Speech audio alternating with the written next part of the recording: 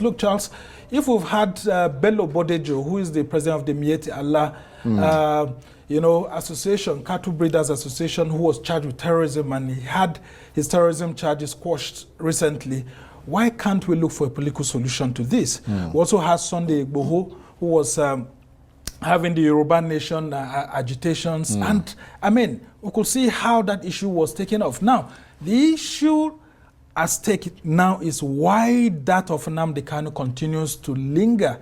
And it beggars to believe, when one begins to see the attitude of the Nigerian authorities to what is happening in the Southeast region. That's why sometimes myself and others continue to question the sort of lamentation strategy by the Chief of Defense Staff, General Christopher Musa, when he keeps lamenting that until Simon Ekpa, for example, the factional leader of IPOB, is brought into Nigeria, right, that the guy issue in cannot Finland. in Finland, that it can't be stopped and all of that. The issue is not necessarily Nnamdi Kanu. The issue is not necessarily Simon Ekpa, but those in authorities have failed to actually take a critical look as to what is making these agitations, secessionist groups to actually spring up. But for how long are we going to continue this? And if we've been able to make a success out of the fight against insurgency in the Northeast with the Boko Haram, it's been able to go down, and we were able to do this de-radicalization policy by the defense headquarters, why can't we apply same in the southeast of the country? So are there so many things that the Nigerian government, is not really telling us about the southeast?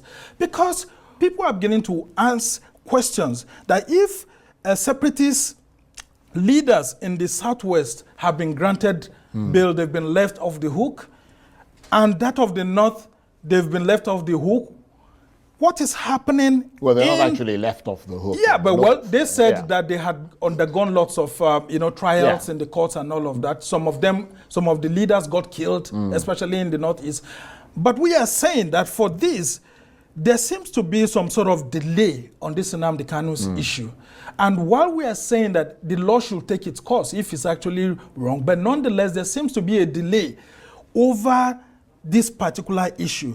Now, what happened in 2017 is actually the reason why we're here. And that's why I said the lamentation strategy by the Chief of Defense Staff on Simon Ekpa, if it's not properly handled, we may have another Nnamdi Kanu situation at hand, where if he is intercepted and he brought to Nigeria, it could trigger off more protests, more agitations, more killings in the Southeast. So what we need to do is to look for ways to settle this issue politically. The continued use of force is fueling the crisis. It's fueling it. Okay. And then let me someone like Nnamdi Kanu, if the court process is not quickly concluded, there will be a tendency for people to think that even the courts have been tied by the government.